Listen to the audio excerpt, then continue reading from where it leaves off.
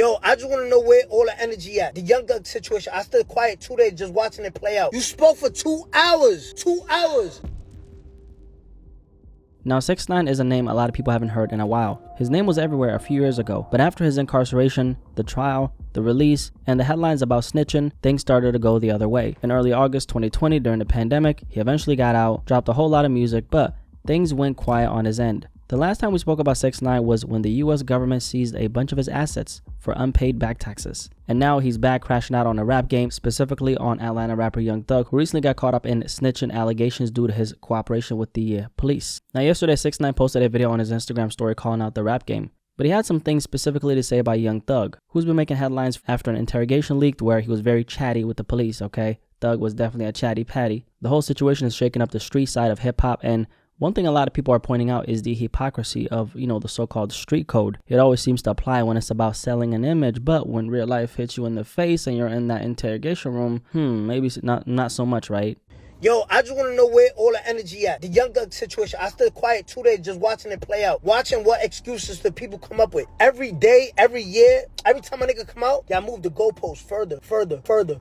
Oh, nah, bro, it's different. No, it's different, bro. It's different, bro. It's different. You told, before 12 in the afternoon. That's a forbidden rule. You can't do that.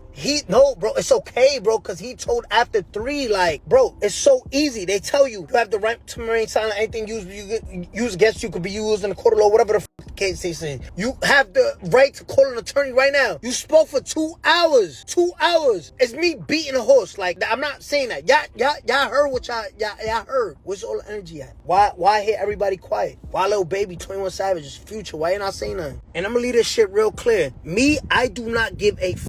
I don't care. I don't give a f. Since I came home, y'all know it. I wore my shit from day one. Yeah, I did it in what? I'm outside.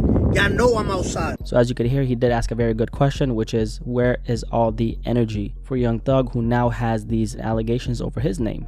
Atlanta rapper Gunna, who used to be a part of Thug's YSL crew, was someone who got a lot of pushback and criticism from rappers for taking that Alfred plea deal back in 2022. And Thug, like a lot of other rappers, has been very vocal about his disdain for the concept of cooperating with the feds, and aimed at criticism towards rappers in general, but specifically Gunna.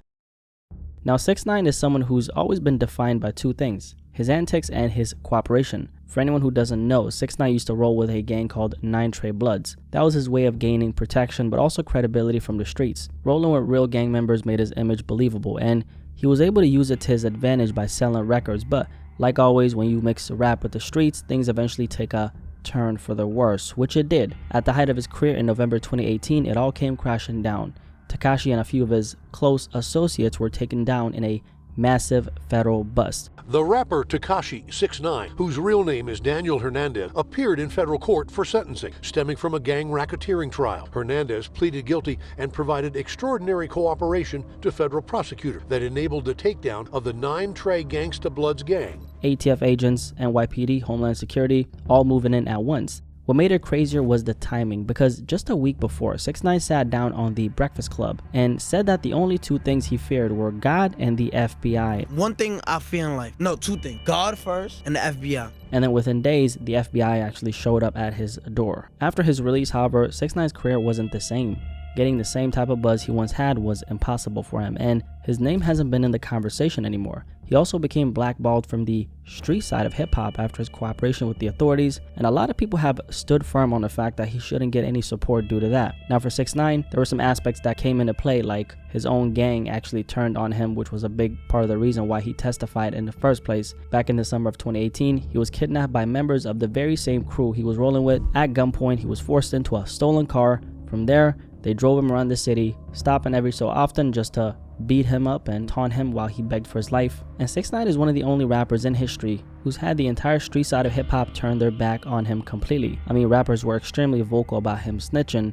Everywhere you turn, there was somebody saying something about it. And now we have Young Thug, who's in the same exact situation. And 6ix9ine is pointing out that the hypocrisy is very loud. If you haven't been paying attention, there's been a lot of people coming out in support of Young Thug, and I'm talking about in the rap industry. A lot of the same people who's had a very strong stance against the so-called no snitching code have all been trying to bend the rules. because Thug has a lot of influence in the game and a lot of these people want to be on his good side. And 6ix9ine is getting a lot of attention for speaking his mind in this manner, and he's of course getting some pushback to what he said. His reputation overall has never been great in hip-hop in general, and Thug is a rapper who's very liked in general. I do believe that 6ix9ine is the wrong messenger here because he was caught up in the same scenario, and I'm sure we can all agree that the issue with 6ix9ine goes way deeper than just snitching. I personally never cared too much about it. Sure, he was trying to sell an image and pretend like he was about it, but then again, that wasn't very hard to decipher. And for this particular story, I actually do agree with 6ix9ine. It's honestly sad that there's so many grown men who could be doing so much more in this world instead of worrying about and trying to enforce a so-called street code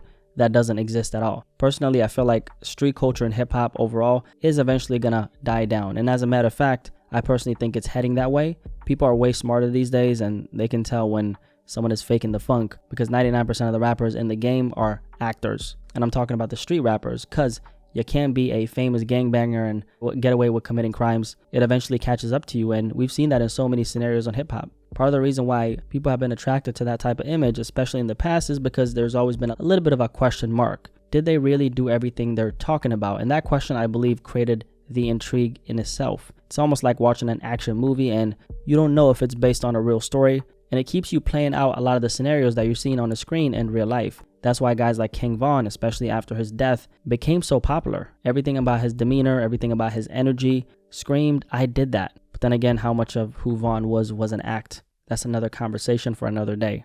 Now these days the gag is up, okay, and people know better than to believe fictional stories about all the crimes you've committed. And once in a blue moon you do hear about some people who are very dumb enough to put actual crimes they've committed in the music, and that's when the social media department of the police get alerted, and there we go with all those football numbers again. I know a lot of people don't like 6ix9ine, but can you really blame him? He's not only gotten blackballed from the rap game, but people dragged his name through the mud for years and called him a snitch. They called him a rat, all types of names, which he technically is, right, like a snitch. However, when someone everybody loves ends up being in the same scenario, suddenly people are trying to change the rules of the game. Why? Because people love being selective, and that's what 6ix9ine is obviously seeing. You can't fault him for speaking on it, because again, all these guys dragged him through the mud and dropped all kind of rat emojis in his comments, and all he's saying is, hey, let's keep the energy consistent here. Can we do that? And that's a message he's sharing with the street side of hip-hop, who obviously won't listen to him, but I'm sure it's uncomfortable for a lot of these guys to see that even the biggest people who claim that they're about it actually aren't. It makes complete sense, because obviously a lot of this is, or should I say all this is, entertainment, not real life. And I'm very happy that we've gotten to a point where this, generally speaking, seems to be the sentiment, at least for the most logical human beings. Let's just say that we can see through it like CT scans. People just aren't buying it anymore. And quite frankly, I think people are just overall tired of street culture because it's causing so much dysfunction out here. But anyway, what y'all think about 6ix9ine crashing out on Young Thug? Do you guys agree with 6ix9ine, or do you think he's wrong for this? Very curious to hear what you guys have to say, and I'll catch you guys in the comment section below. But most importantly of all, I'll catch you guys in the next video, man. I'm out. Peace.